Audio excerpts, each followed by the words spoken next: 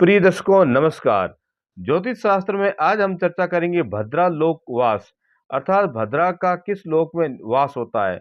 जिस लोक में भद्रा का वास होता है तो वो वास क्या शुभ माना जाता है या अशुभ माना जाता है, तो इसके बारे में हम चर्चा करेंगे। ज्योतिष शास्त्र में भद्रा को हमेशा अशुभ बताया जाता है, क्योंकि भद्रा में कोई भी हम शुभ कार्य नहीं कर सकते। अगर करेंगे तो उसका हमेशा अशुभ ही फल मिलता है। तो ऐसा क्या है, किस लोक की भद्रा होती है जिसको हमेशा अशुभ माना जाता है?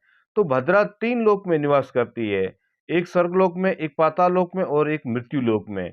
तो इन तीनों लोकों में से भद्रा को मृत्यु लोक की भद्रा को हमेशा अशुभ बताया जाता है, क्योंकि हम सभी लोग प्राणी हैं जो मृत्यु लोक में रहते हैं, तो वहाँ की जो भद्रा होती है वो हमेशा अशुभ बताई जाती है, क्योंकि भद्रा का जिस लोक में निवास होता है तो उसी लोक में भद्रा का मुख होता है।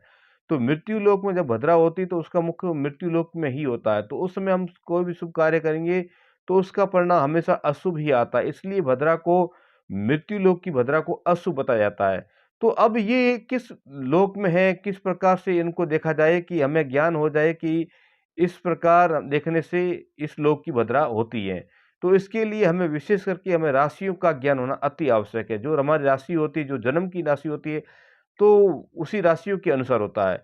तो राशि में जिस राशि होती है तो वहाँ का चंद्रमा होता है। तो ये 12 राशि है, 12 राशियों में चंद्रमा भ्रमण करता है। तो जिस राशि का चंद्रमा होता है तो उसी राशि के अनुसार वो भद्रा का लोक होता है। तो इस प्रकार हम 12 राशियों की जानकारी चंद्रमा के द्वारा करते हैं।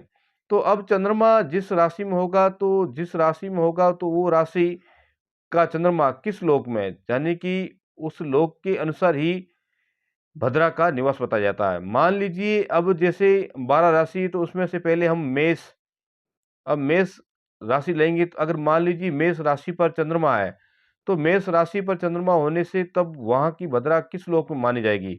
तो मेष में जब चंद्रमा होगा, तो उस समय जो भद्रा है वो स्वर्ग लोक में होगी।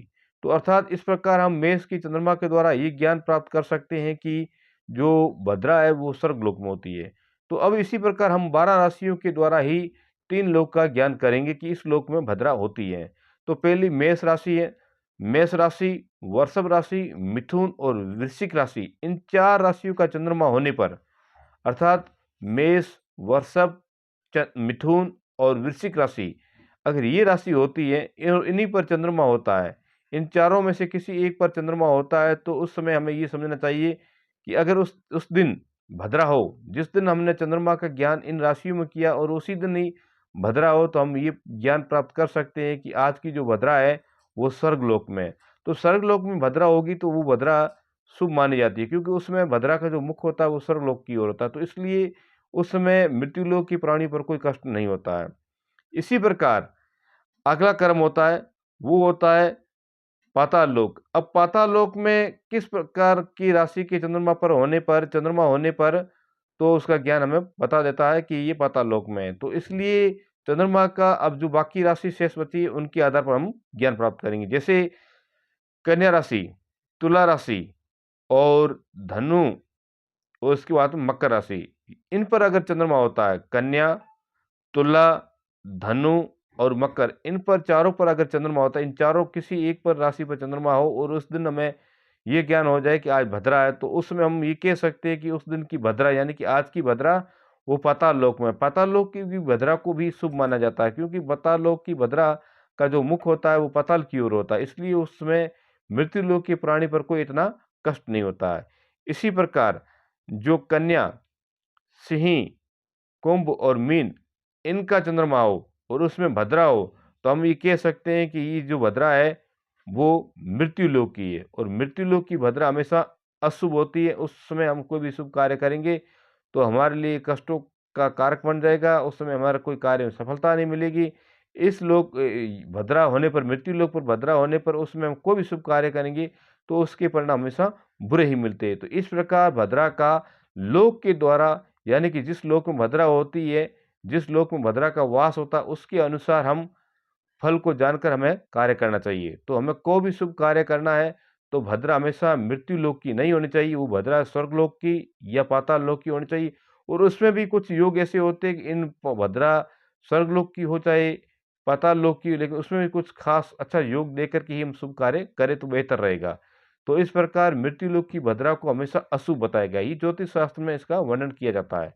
तो इस प्रकार हमें भद्रा मृत्यु लोक की परिहार करना चाहिए। अब भद्रा में हम कोई भी शुभ कार्य नहीं कर सकते हैं, तो मृत्यु लोक की भद्रा हो, चाहे स्वर्ग लोक की हो, चाहे पाताल लोक की, जब भी भद्रा हो, तो उनमें हम कोई विशेष कार्य कर सकते हैं, जैसे स्नान पानी कर सकते हैं, पूजा पाठ कर सकते हो, जो ये कार्य है ना हम कर सकते हैं।